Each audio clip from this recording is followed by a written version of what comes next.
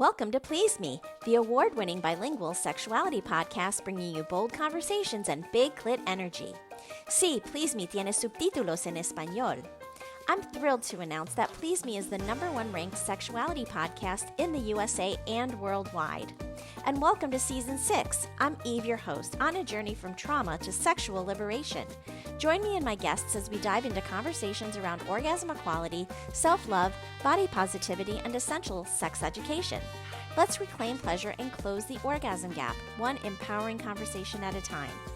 If you missed part 1 of my conversation with urologist Dr. Stephanie Zwonitzer, be sure to go back and listen before diving into part 2, where we break down common sexual health issues affecting men and women and wrap up with a fun role play, Sure to Love. Huge thanks to everyone who's rated, reviewed, and shared Please Me. Because of you, we're now the #1 sexuality podcast in the US and worldwide.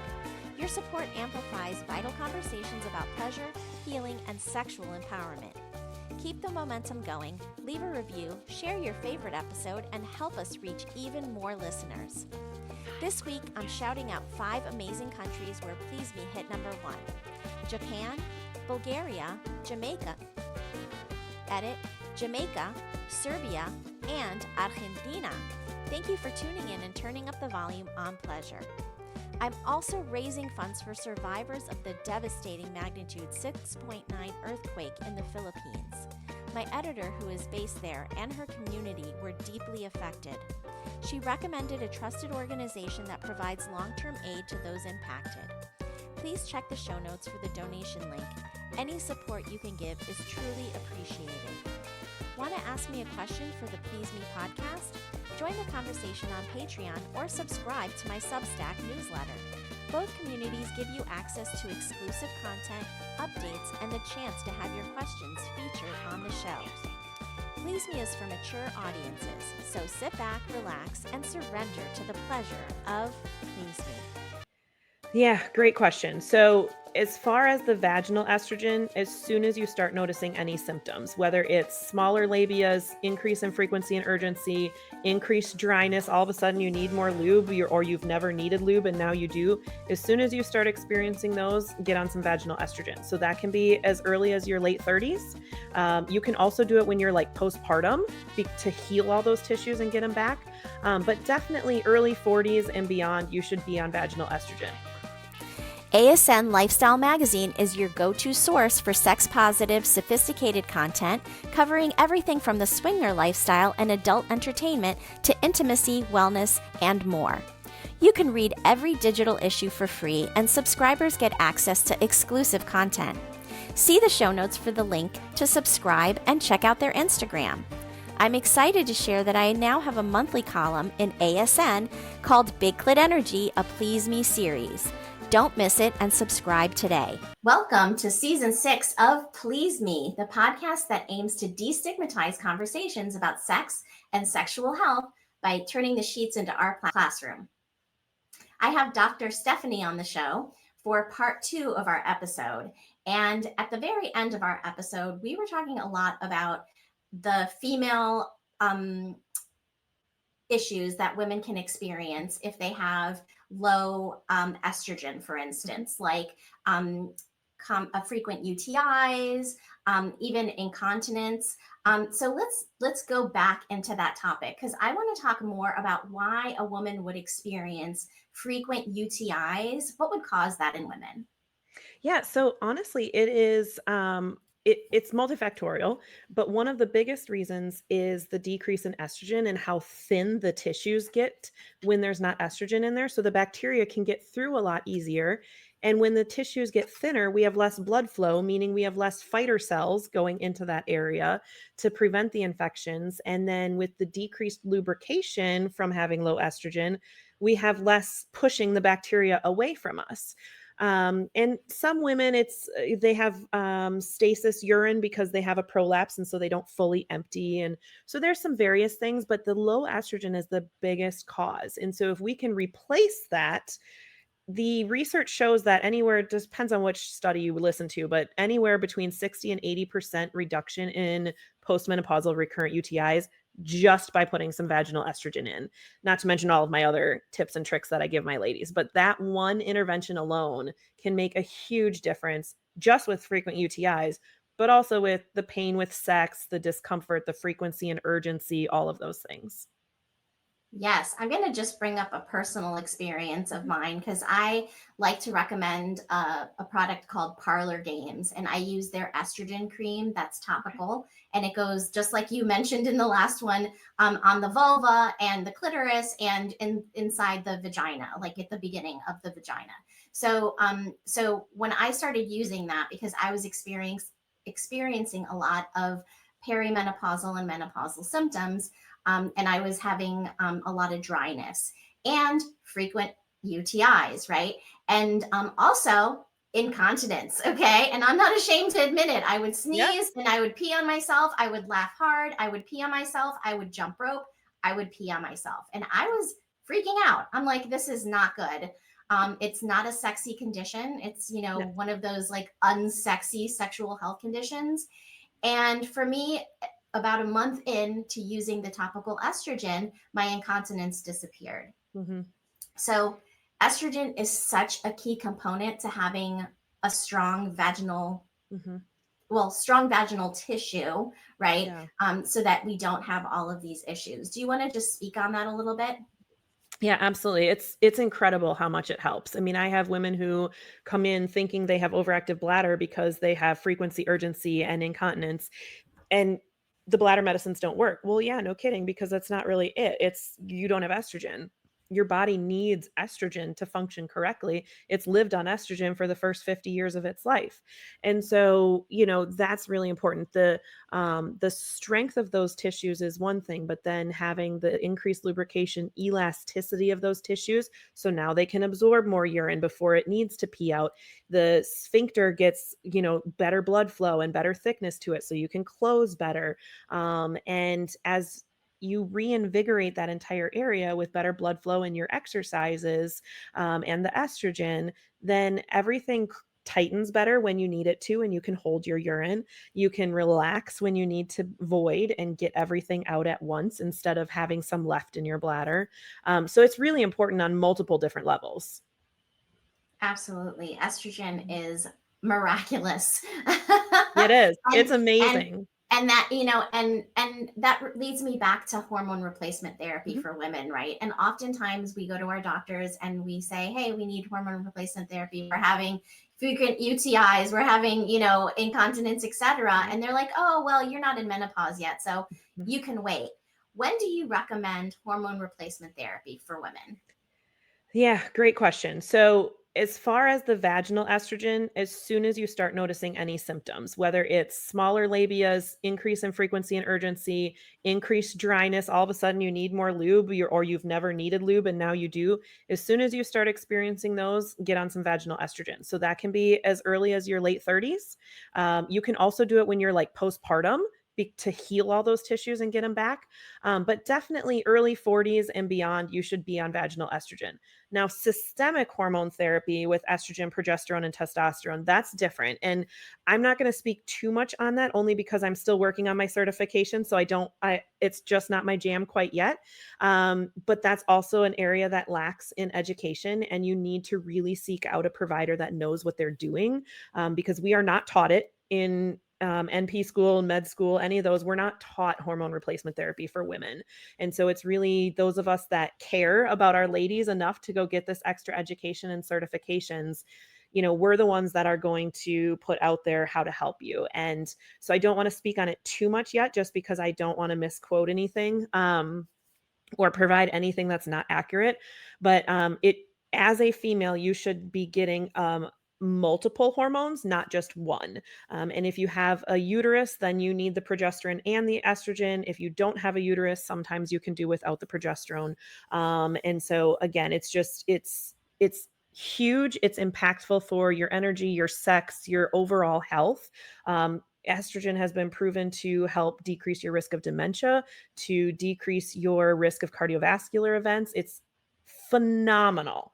I just can't speak too much on exactly how you should do it yet.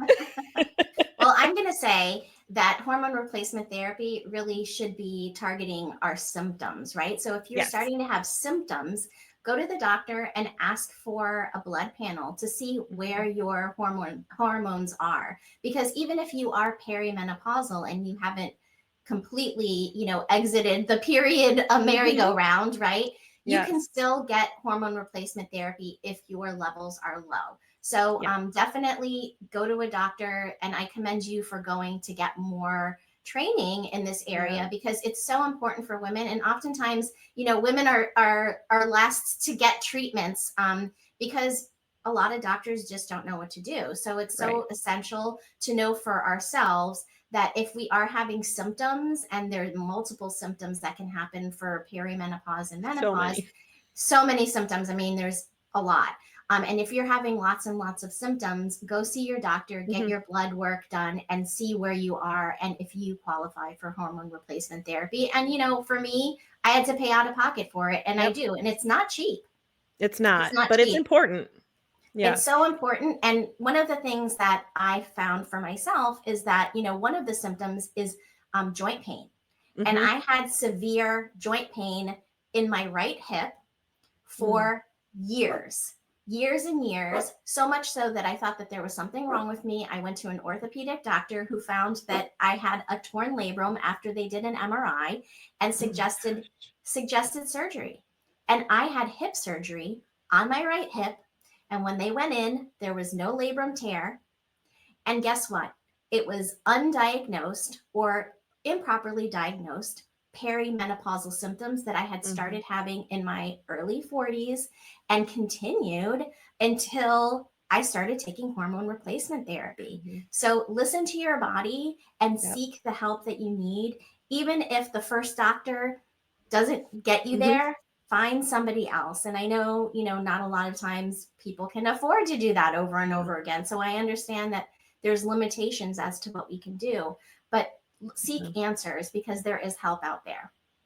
Absolutely, and it's like we talked about with the men with low testosterone, it's not about a specific number because that's such a one moment in time. It's your Right. symptoms as well, and it's optimizing you, right? So just because your levels are considered normal, they might not be normal for you. And for women especially because we go through cycles, you most likely are going to need your hormones tested a few separate times to get an accurate picture of what's going on and what phase you're in. And the other thing that I would suggest is, as much as I hate when people leave me nasty Google reviews, but they also leave me good ones, go and look up the provider you're going to go because you will see the good, bad, and the ugly on their reviews. Whether it's that their staff was slow or they were too slow or quick or whatever, you'll read about that and you'll see, if they have 10 reviews and 7 of them are positive, this person knew what they were doing, whatever, and the other 3 are, like, upset because there was bad parking or whatever, like, we can't control what the reviews Right. are, right? Like, I've had people leave me horrible reviews that had nothing to do with me, so we can't control that. So that's what I'm saying, use your discretion, but look at the reviews because that will help you maybe not go to 4 different docs, maybe it'll help you go to 2 before you find your right one. Absolutely. And I want to talk about prevention because I Mhm. feel like a lot of times people wait till they're too far gone, right? To go to the Yeah. doctor and they have massive sexual dysfunction, like, severe erectile dysfunction, or, they have a prolapse going down Yep. on down there because they have just sort of ignored it for so Mhm. long. And I think that preventative medicine, especially for sexual health, is so important so that we can maintain our sexual health throughout our lifetime. Do you want to just talk about what you recommend so people don't lose their sexual function? And we did talk about masturbation earlier Mhm. before. That's like the first thing that I recommend is masturbating regularly. But what other ideas do you have? Yeah, absolutely masturbating regularly. And please don't make it a thing about feeling guilty that you're doing it or, you can be in a very loving relationship and having a great sex life and still masturbate. Just have a lot of orgasms. There's actually research out there that shows that men who orgasm 21 times or more in a month have a 20% reduction in prostate cancer than men who only Yes. ejaculate 7 times a month. So, ejaculate. Um and but and women too, because yes. you need to practice. And like we said before, if you don't use it, you'll lose it. Use And we it. don't want to Yep. lose our function. We don't want to get atrophy of our vagina or our penis, right? So Yes. Continue. Yep. Yeah, absolutely. And so, yeah, exercise is number one.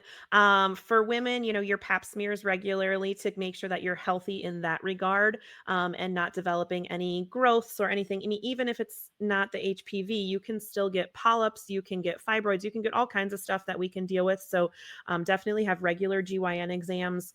If you do start having any urinary issues, get a urologist on board. Gynecologists are not urologists, and urologists are not gynecologists. We specialize in very specific things. And so, for your vaginal issues, you want to go see them. I do some of it, but mostly you're going to want to go see a gyne. For your peeing issues, mostly you're going to want to see me. They might be able to get you started, but you want to see a urologist. But there's not really a specific like age for women where I would say you need to have a urologist on board by age 40. Just really, as soon as you start to see anything changing down there, get in and start seeing us so we can get you on the vaginal estrogen and stuff like that. So for men, it's a little different because we got the prostate involved. Keep your cardiovascular healthy. So if your blood pressure starts going up, if your cholesterol levels start going up, get those fixed.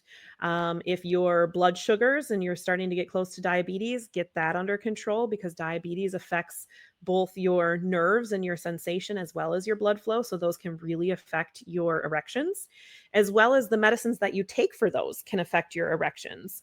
So if you get those under control and you can diet and exercise your way out of them, you're going to be better off in the long run because you're also not taking the medicines that can cause ED. And then, so for men, starting to see a urologist probably between age 40 and 45. Anytime you start having urinary issues, we want to see you to make sure that the prostate's healthy and start getting it treated when it needs to be. Specifically for prostate cancer, if you are of African descent or you have a family history of prostate cancer, you should start getting checked between age 40 and 45. If you are any other ethnicity and have no family history, then between age 45 and 50, you can start having your prostate checked.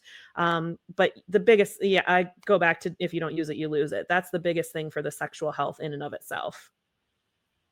100%. Yes, prevention is so important. And I often have patients come to me for erectile dysfunction, and I Mhm. do acoustic wave therapy for them. I also do dry needling. Any thing you want to talk about in terms of those things? Because we talked about blood flow. We didn't really get into a lot of detail, but acoustic wave therapy can be used for men and women to increase blood flow and to break up any blockages that are in the blood vessels, in the genital area, and the surrounding tissue. And so it's so key to really continue to keep that blood flow going. And that's something that can be used for preventative Yeah. purposes. Do you want to just speak on that Yeah. a little bit? Absolutely, because a lot of times by the time guys come to me with ED recommending acoustic wave, sound wave, however you want to refer to it, it's really not going to be helpful as much anymore because they're past that, right? If they had been doing it early on, they could have prevented getting to this point. But once you're really needing high doses of ED meds or injections, the acoustic therapy isn't going to do enough to get you back to where you were without needing intervention. So I love the prevention side of it. I think that's amazing. Or if you come into me and you're like, yeah, it's like intermittent. Sometimes I lose it, sometimes I don't, things like that. Definitely, going to talk to you about sound wave therapy, and maybe some like low dose Cialis to just get a little extra blood flow while you're working on that. So I think that's huge. I haven't used it as much in my women. It's not very prevalent around us, in that area, but I think it's a great option. I love that you can do that for your women as well. Yeah, absolutely. I mean, blood flow is so essential for women too, and that's why we get Yeah. dryness, right? And we Mhm. get decreased sensitivity. So this treatment can help to increase that sensitivity, increase the blood flow so that you can be more wet. And Mhm. also over time, it actually increases capillary formation. So for men and women, it actually is going to increase blood flow generally over time Mhm. when you get multiple treatments. So Yeah. thank you for covering that a little bit. And I want to talk about anal sex, Yeah. because the pelvic floor is right there too, right? Yep. And sometimes if you have tension in that area, anal sex can be very painful. So Yes. how? Hold on just a second.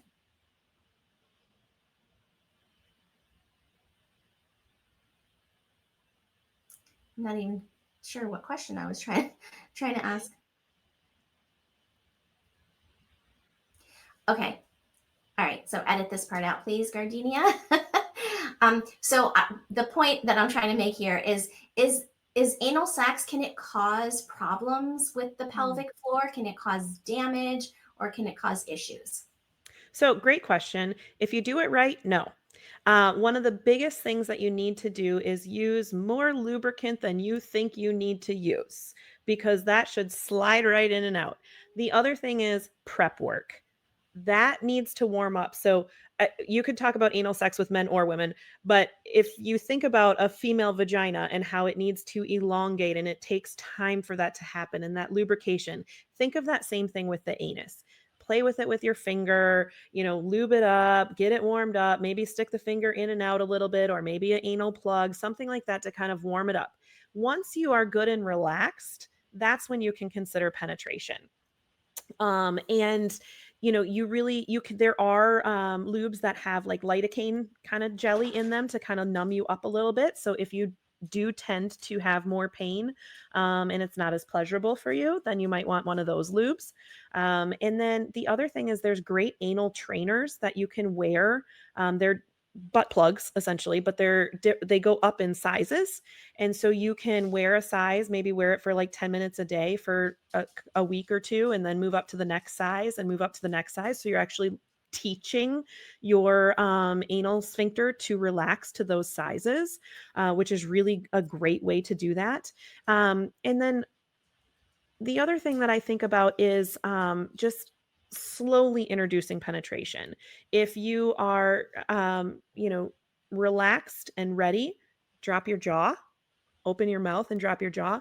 I had a friend of mine tell me that if you clench everything, your butt's clenched. And if you Yes. relax everything, your butt's relaxed. And so Hmm. think like it's so crazy. When you got your butt up in the air and you're like ready to go, and you're just like, oh,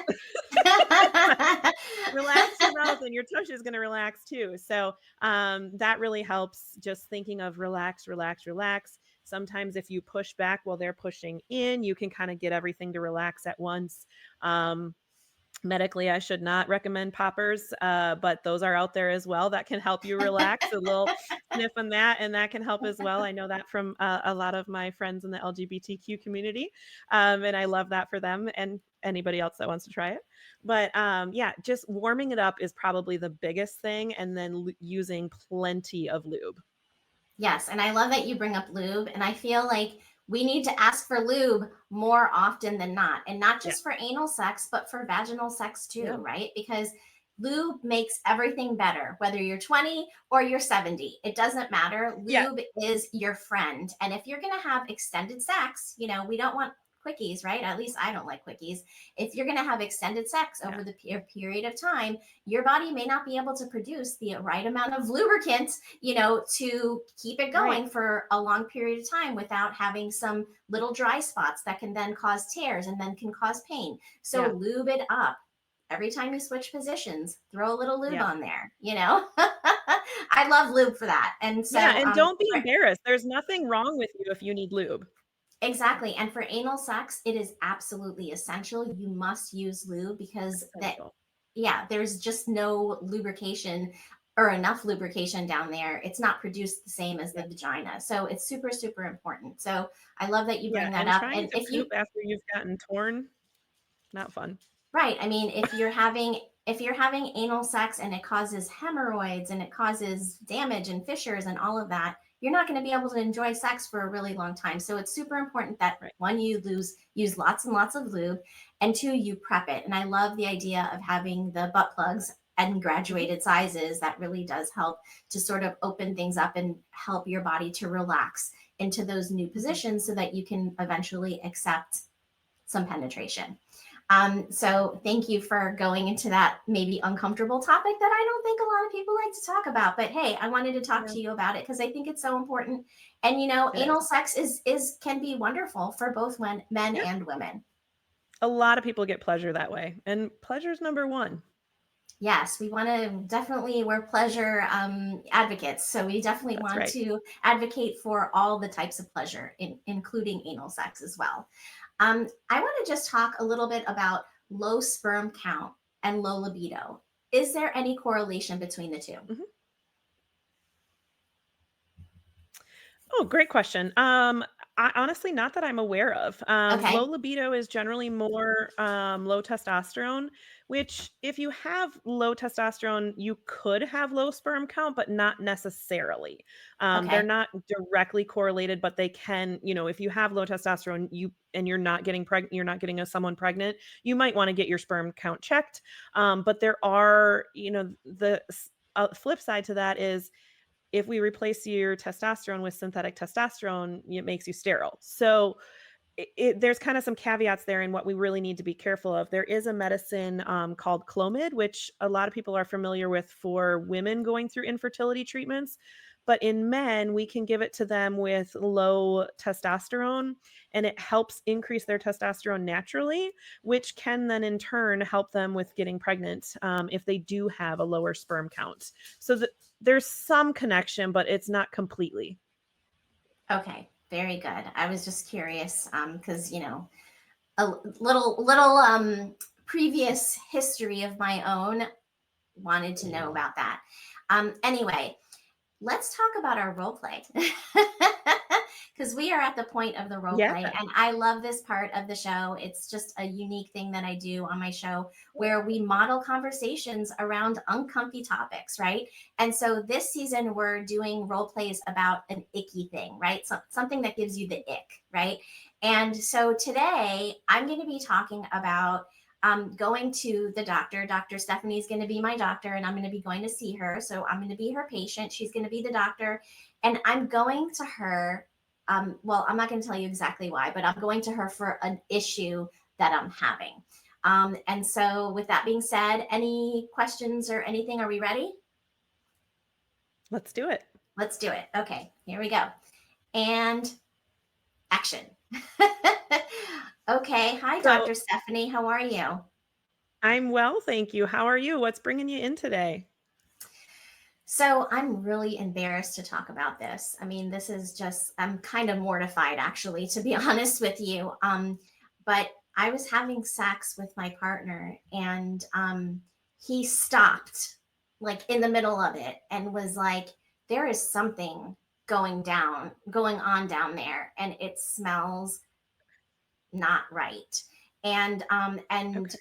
so I want to know what's going on because I have no idea why I would smell any differently than any other day. But I do notice it Yeah. too. Like I had noticed it. I just didn't, I just thought it was sort of my like natural, obviously we change throughout the month. So I just thought it was my natural, smell. Yeah, great question. So sorry you're going through that, but glad you came in because this is definitely something that you should get checked out. Really, the vagina shouldn't smell too much in any which way, good, bad, or indifferent. So let's have a look and see. While we're getting all situated here and I'm getting under the blanket with you, are you having any changes in your discharge? I haven't noticed any changes in my discharge. It's been Okay, just good. regular. Okay, sounds good. And how long do you think you've known that this has been going on? I've noticed it for maybe a week or so, but Okay. I just didn't really think much about it. Yeah, okay. And did your boyfriend comment or your partner's comment on what the smell was like? Was it fishy or ammonia? What did it kind of smell like? He didn't say. Okay. All right. Well, let's go ahead and do the exam. Lift the blanket up. Oh, Okay. okay. So I'm going to look inside here and I can already tell, yes, you have an odor. It's kind of a fishy smell. Let's get the speculum out. We're going to look inside. So just relax while I put this in and get some lubricant on it. Go in. Oh, all right. When was your last period? I just had my period about a week and a half ago. Okay, well, I think I found the culprit here. You have a tampon inside of you, so you must have missed one in there at some point. Oh my goodness. Are you serious? Yes, and don't even worry about it because you're not the first and you won't be the last. So we're going to get this out of here, get that taken care of, and we're just going to give you a week's worth of antibiotics. That's going to take care of this. It's called bacterial vaginosis. Very common, happens for different reasons, and this is certainly one of the reasons. So we'll get you all fixed up. Oh my gosh. This is so embarrassing, but you're right. I probably just left it in there and didn't realize. Yeah, it happens more than you think it would. Wonderful. Thank you so much, doctor. Oh, And you're welcome. scene. Yeah, that happens so frequently. It's happened to myself. I've taken them out of patients. And it's you feel so embarrassed and so stupid. Like I put it up there. Why didn't I think about taking it back out? But yeah, it just happens. We get busy or you think you took one out, you put the next one up, and then the And then first you've one got got stuck two in up there. there. Yep, and you don't think Exactly. about it. Yeah, so Exactly. happens all the time. Anytime you have a weird smell down there, come get seen. We'll check you out.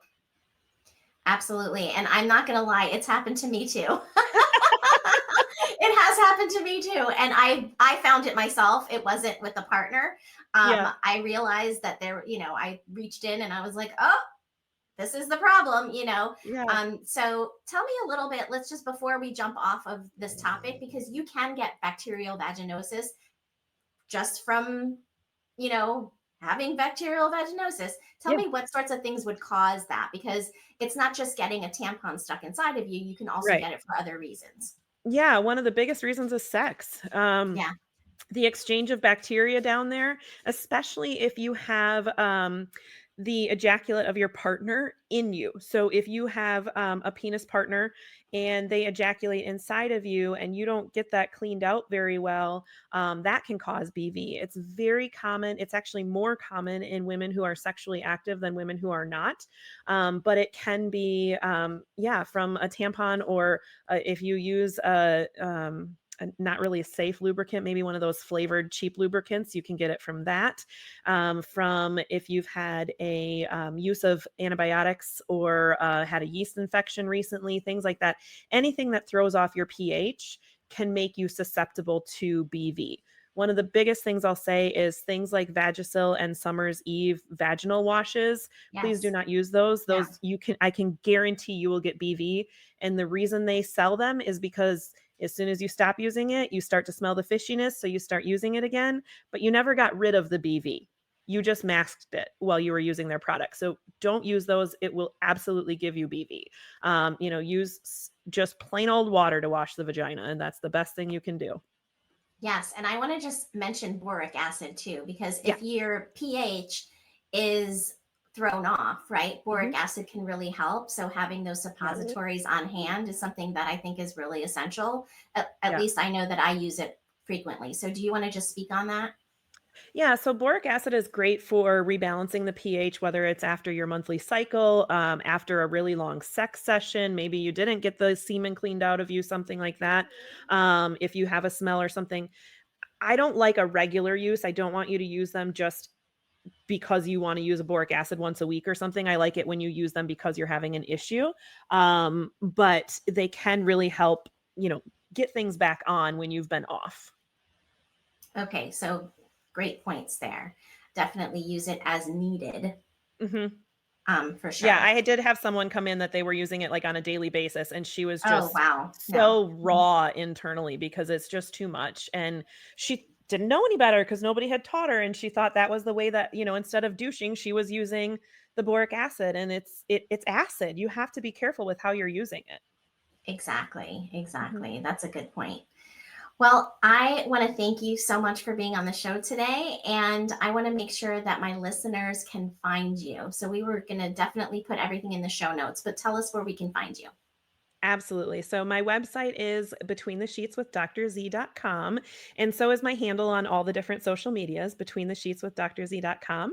And then you can find my podcast, which is called Between the Sheets, on any of the podcast host sites that you go to, Apple or Amazon or wherever. And your host was on there as well. So you'll get to catch her episode on there too. So yeah, Between the Sheets with Dr. Z.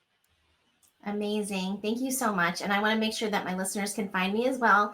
You can always find me on pleaseme.online. That is my website. And I'm just looking for it here and I don't see it. Okay. Just one second. Oh, here we go. I should have done this for you too. Edit all of this, please, Gardenia. Okay, so you can find me on pleaseme.online, and you can go on there for so many different things. Check out my site. It's a wealth of information. It was actually nominated for a Best Education Website Award. And so there's a lot of different information on there. I want to also mention that Please Me is now #1 in the United States and worldwide. So yay, so exciting. And I am That's looking for amazing. nominations. Thank you. I am looking for nominations for the Webby Awards. The Webby Awards are the Academy Award for podcasters. So if you are interested, if you're a longtime listener, or even someone that, has just listened to this show and really love it, and you want to nominate me for a Webby Award, look at the link in the show notes, and please, think about nominating me. I think it would be really amazing to hold one of those awards in my hand. So, yes. So with that being said, thank you so much for being on the show today, Dr. Stephanie. This has been such a great conversation. It's been amazing. Such a pleasure to be here. Thank you for having me. Until next time. I want to personally invite you to join me on Patreon for ad-free listening, bonus episodes, and early releases. Already, there is a lot of bonus content on there with many webinars that I've done in the past and a show that I've never released to the public before. My show is completely self-funded, and when you are able to support me in this way, I'm able to spread my message of body positivity, self-love, and women's empowerment, and empowerment in general around sexuality around the globe. And so with that being said, I appreciate everyone who has already joined Patreon, and if you've thought about joining, now's your nudge to do so. I thank you from the bottom of my heart.